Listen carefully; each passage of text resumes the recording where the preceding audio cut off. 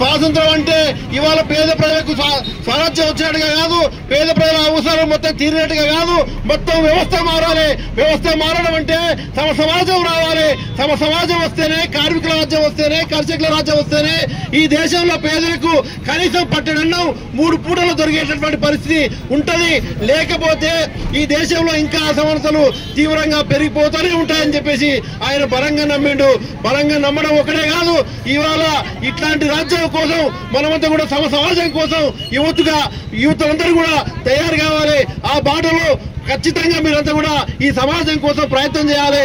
ఆ సమాజం వస్తేనే పేద ప్రజల కష్టాలు పోతాయి, పేద ప్రజలకు ఇంకా కనీస అవసరాలు తీరుతాయి. అంతకంటే మించి ఇంకోటి లేదు అనే సంగతి చాలా తీవ్రంగా ఆయన చెప్పినటువంటి పరిస్థితి ఉన్నది. కాబట్టి మనమంతా కూడా దాన్ని ఆలోచన చేయాలి.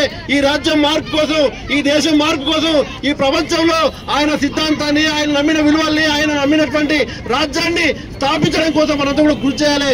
ఆ దాంట్లో భాగంగా మీరంతా కూడా భగత్ సింగ్ బాటని ఎంచుకోవాలి. భగత్ సింగ్ నడిచినటువంటి బాటలో మీరంతా కూడా పయనించాలి. ఆ రకమైనటువంటి సమాజాన్ని నిర్మించే దాంట్లో మీరు కూడా భాగస్వాములు కావాలని చెప్పేసి తెలియజేస్తూ నేను ముగిస్తా ఉన్నా. ఈ దేశం